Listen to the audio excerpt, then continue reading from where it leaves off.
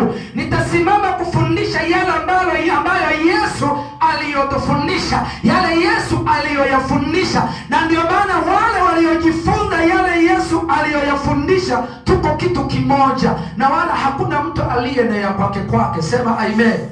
Ukienda sehemu yoyote ambayo hujawahi kuwaona, ukawakuta watu wanajifunza mafundisho ya Yesu Kristo, wanafanana na wale ambao walioko Biharamulo, wanafanana na wale ambao walioko Mwanza, wanafanana na wale ambao walioko sehemu yoyote wanaojifunza maneno ya Yesu Kristo. Sema amen.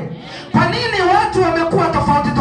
Leo ukija kuchukua mafundisho ya Anglikana yako tofauti na mafundisho ya AIC, yako tofauti na mafundisho ya Sabato, yako tofauti na mafundisho ya TAG, yako tofauti na mafundisho ya EAGT, yako tofauti na mafundisho ya Mwamposa, yako tofauti na mafundisho ya nabii Jodevie, yako tofauti na mafundisho ya nabii Musa. Kwa nini yanakuwa tofauti? Kwa sababu ni mafundisho ya watu. Sema amen. Nipungie mkono hewani na Mungu akubariki sana. Yangekuwa ni mafundisho ya Yesu Kristo, tungekuwa kitu kimoja, na jamii ya watu walioamini walikuwa mahali pamoja na kuwa na vitu vyote shirika. Walikuwa na moyo mmoja, walikuwa na tumaini moja, walikuwa na imani moja. Na kuwa na tumaini ni kwa sababu yale tuliyoyabeba yanafanana. Pungie mkono hewani na Mungu akubariki sana. Mwambie jirani yako, hongera sana, tunafanana. Lakini ile mstari wa 15 Mathayo anasema ya kwamba enyi wanafiki, ni vyema alivyotabiri Isaya kwa habari zenu akisema, watu hao wananiabudu bure, wakifundisha mafundisho yaliyo ya wanadamu. Ina maana leo watu wanafanya ibada bure, maana wanafundisha mafundisho yaliyo mapokeo, yaliyo ya wanadamu, ambayo hayana uzima wa milele. Sema amen. Mwambie jirani yako hapo, uwe makini.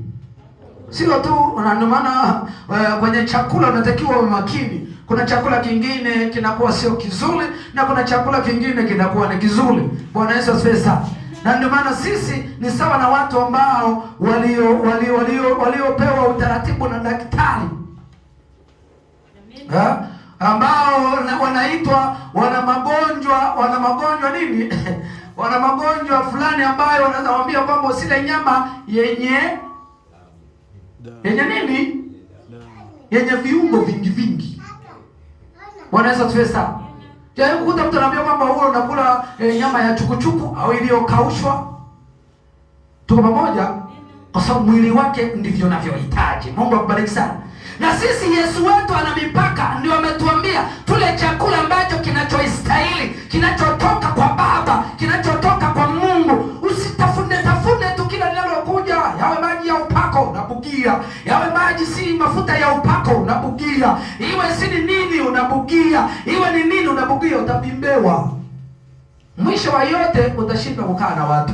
Bwana Yesu asifiwe sana. Na ndio maana sisi ukitufunua katika fahamu zetu, tumejaa chakula cha Yesu Kristo mwana wa Mungu. Sema amen. Na ndio maana hatujaweza kuchanganya. Ndio vyakula ni vingi. Vilikuja vyakula vilikuwa vinawahusu watu fulani. Kulikuwepo na chakula cha wana wa Israeli. Wana wa Israeli waliambiwa wale wafanyeje, waishivyo, lakini wafanye kama Mungu anavyotaka. Na wakienda kinyume, Mungu anawaangamiza. Na kweli waliishi na wakala, kwa sababu kilikuwa ni chakula chao. Kabla ya wana wa Israeli kilikuwepo kipindi cha dhamiri safi. Ukitenda mema utapata mema, usipotenda mema dhambi iko milangoni mwako, imekusubiria ikupate kukufunika. Lakini baada ya hapo ikaingia sheria ya Musa, lakini baada ya sheria ya Musa ikaingia neema ya Mungu iliyo katika Yesu Kristo. Sema amen. Na ndio maana sisi maisha yetu ni ya Bwana wetu Yesu Kristo mwana wa Mungu. Na ndio maana tunasema asante Yesu mwana wa Mungu kwa kunipa uzima. Asante Yesu wa Bwana wetu ambaye ni muweza wa yote, uliyefanya utofauti wa mimi na watu wengine. Sema amen. Mungu wa Bwana wetu Yesu Kristo. Lakini leo unashangaa watu wanasema Mungu wa Elia, Mungu wa Isaka, Mungu wa Yakobo. Hicho ni chakula kilicho China. Bwana Yesu asifiwe sana. Ukikila kitakuharibu tumbo. Tuko pamoja? Sawa leo ambacho umtafutie mtu ambaye anaumwa pressure, umpelekee chipsi, umpelekee kuku ya rosti, umpelekee nyama ya mafuta, umpelekee, nakwambia wiki mbili tu mnaita palapanda litalia palapanda kweli. Kwa nini? Mmempa chakula ambacho sio lishe yake. Ameshapewa utaratibu na daktari. Daktari amemwambia wewe unatakiwa uishi kwa utaratibu, mwili wako unataka utaratibu, na ndio maana Mungu wetu leo anataka utaratibu. Sema amen. Shika jirani yako mkono, mwambie Mungu wetu anataka utaratibu. Sio anataka kila kitu kinachokuja wewe unacho, kinachokuja wewe unacho. Mungu wetu anataka utaratibu, na usipoishi kwa utaratibu wa Mungu umepotea, umeisha, umeangamia, umepotezwa. Sema amen. Amen. Na ndio maana nawaambia kwamba ninyi mnaabudu bure, maana mnafundisha katika mafundisho yaliyo ya wanadamu, lakini ile sura ya 17